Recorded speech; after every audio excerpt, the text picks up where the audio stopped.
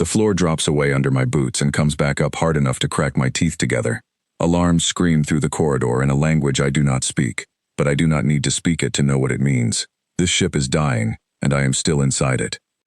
My name is Daniel Cole, and 6 minutes ago my squad was supposed to slip onto this enemy cruiser, grab a data core, and slip back out before anyone noticed we had been there at all. Nothing about the last 6 minutes has gone the way it was supposed to. Smoke rolls along the ceiling in slow, heavy waves. Somewhere behind me, Peter Grant is shouting over the comm that the reactor core has started its collapse sequence and that Colonel Bennett wants everyone off this wreck in under 10 minutes. I tell him I am on my way. I am lying, and I do not know it yet. A security drone drops out of a side vent ahead of me, all sharp limbs and a single glowing eye, moving fast on a leg that used to work fine before I put a stun charge through its joint. It lurches, sparks, and collapses against the wall. I do not stop to admire the work. There is no time for admiring anything. That is when I hear it. Under the alarms, under the groan of metal that is slowly folding in on itself, there is a sound too small and too human to belong on a Skarn warship. Crying. Not the clicking, hissing speech the Skarn use with each other. Something younger. Something that does not need a translator to understand. I know I should keep moving toward the shuttle bay. Grant is already halfway there. Bennett is already counting down the minutes in my ear. But my feet turn toward the sound instead, down a side corridor half buried in fallen debris, and I do not decide to go. My body decides for me. I find them behind a collapsed support beam, in a space barely big enough for the two of them. Two Skarn younglings, their shells still pale gold instead of the deep black of an adult, curled so tightly around each other that for a second I cannot tell where one ends and the other begins. One of them has a cut along her front leg, bleeding the strange blue-green that Skarn blood always is. The other is pressed in front of her, small and shaking, but standing his ground between his sister and the stranger in armor who has just appeared in the doorway. He does not run. There is nowhere left to run to. I lower my rifle. I lift both hands so he can see they are empty. I say the only Skarn word I know for certain, the one word every soldier on this front learns whether they want to or not. Savat. Safe. I do not know if he understands the word. I think he understands the tone, because his shoulders drop just slightly, just enough. Grant's voice cracks through my comm again, sharper this time, asking where I am. I tell him I found something and that I am bringing it out. He does not ask what. There is no time for him to ask what.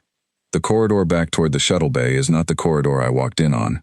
Half of it has folded down into a slope of broken plating, and the gravity along this section keeps flickering, pulling me sideways for half a second before snapping back. I carry one youngling under each arm, braced against my chest plate, and I run. A section of ceiling gives way behind me in a shower of sparks, and I do not look back to see how close it landed. Ahead, a bulkhead door has sealed itself shut, its control panel dark and dead. I do not have time to force it open by hand. I slam my palm against the emergency override, praying the ship still has enough power left in this section to answer. For 3 long seconds nothing happens. Then the panel flickers green, and the door groans open just wide enough for me to slip through sideways with 2 children pressed against me. Bennett's voice cuts through, tighter now, telling me the reactor timer has dropped under 4 minutes and that the shuttle cannot wait past that mark no matter who is still aboard. I do not answer her either. I am saving my breath for running. The shuttle bay comes into view at the end of a long, tilting corridor, and for one terrible moment I think I am too late, because 2 Skarn soldiers are standing near the bay doors, weapons raised, clearly under orders to hold that position no matter what is happening to the ship around them. I duck into a side alcove, chest heaving, the younglings pressed silent and still against me as if they somehow understand that silence is the only thing keeping all 3 of us alive right now. I do not want to fight my way past them. I do not have to. A support strut above their position gives way on its own, groaning under stress that has nothing to do with me, and both soldiers scatter to avoid the falling debris. The gap lasts maybe 4 seconds. It is enough. I sprint past them while they are still recovering their footing, through the shuttle bay doors, and up the ramp of the small craft Grant has already powered up and waiting. He stares at what I am carrying for exactly 1 second before he stops asking questions and starts flying. The shuttle clears the hangar as the cruiser behind us begins to come apart in earnest, deck by deck folding inward like a hand closing into a fist. We are 3 kilometers clear when the reactor finally lets go, turning the ship into a brief, furious sun behind us. Nobody in the shuttle says anything for a long moment. Then Grant, still not looking away from his controls, asks me what exactly he just watched me carry out of a collapsing warship. I tell him the truth. I do not know yet either. By the time we dock, Colonel Bennett is waiting in the hangar with an expression that makes it very clear this conversation is not going to be a friendly one. She wants an explanation for why I deviated from mission parameters, why I risked the entire extraction window, and why there are 2 Skarn children currently being carried toward the medical bay on human stretchers. I do not have a clean answer for her. I tell her the same thing I will end up telling everyone who asks in the days that follow.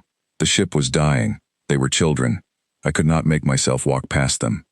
It takes less than a day for the true weight of what happened to reach me, delivered by an intelligence officer named Grace Whitfield who looks like she has not slept since the moment those 2 younglings came out of medical scanning. She tells me, carefully, that the cruiser I boarded was never a troop transport at all.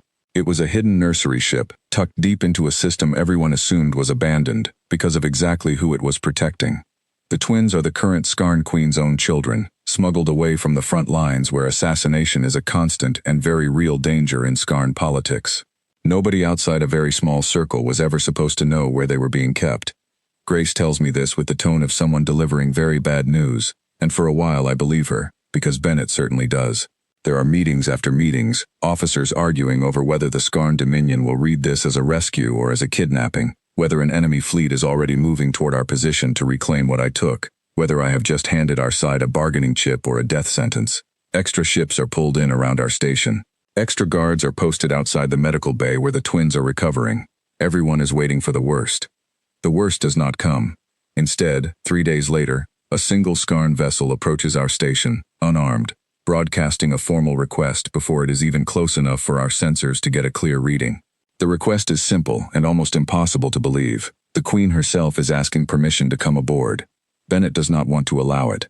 Half the command staff does not want to allow it. There are arguments about ambush, about hidden weapons, about 6 years of war that make trust feel like a foreign concept nobody quite remembers how to use anymore. In the end, permission is granted anyway, because refusing outright risks turning a fragile moment into an act of war neither side can afford right now. I am asked to be present when she arrives. Nobody tells me directly that it is because of what I did, but nobody has to. The Armistice Station goes quiet in a way I have never heard it go quiet before. When the Queen steps through the airlock, she is larger than her children will ever be. Her shell scarred black in places I recognize as old wounds from old battles, and the temperature in the room seems to drop the moment she enters it. Every human present has a hand near a weapon, myself included, because 6 years of war teaches your body habits your mind cannot simply switch off. She does not speak right away.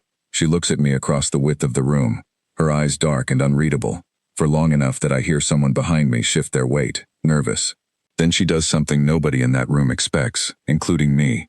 She reaches up with both claws, unhooks the crown fused into the plating above her brow, and lowers it slowly until it touches the floor between us. The room goes so silent I can hear my own heartbeat in my ears. She tells me, in careful, deliberate standard that clearly cost someone hours to teach her, that I owed her line nothing. No treaty bound me. No debt required it.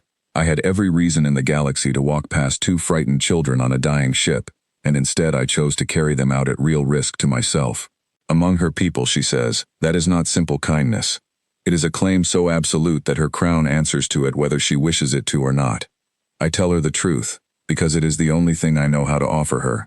I did not save her children to make a claim on anything. I did it because the ship was dying, and they were scared, and I could not make myself walk away. She is quiet for a long moment, still bent low, crown still resting against the floor. Then she says that this is exactly why it counts. The peace that follows is not perfect. 6 years of war do not unravel because of one gesture, however large that gesture might be. But something shifts in that room that no ambassador and no treaty had managed to shift in half a decade of failed talks, because the ruler of an empire we have been fighting for years has just knelt, in full view of her own guards, to a soldier who owed her nothing and gave everything anyway. The twins send me a message every year now, on the day the cruiser came apart behind our shuttle, just a few lines each time, longer as their grasp of standard grows steadier. People still ask me sometimes if I regret disobeying orders that day. If I think about the version of events where I simply keep walking and let the reactor finish what the war had already started. I always give them the same answer, because it is the only honest one I have. I did not save an enemy queen's children to end a war, or to become a story people tell each other afterward, or to watch an empress bow her head in front of her own soldiers. I saved them because in that moment they were not the enemy at all. They were just small and frightened and running out of time. Everything that came after, the crown, the fragile piece we are all still learning how to hold on to, all of it was simply what happened once someone finally noticed that mercy does not check a uniform before deciding who is worth saving.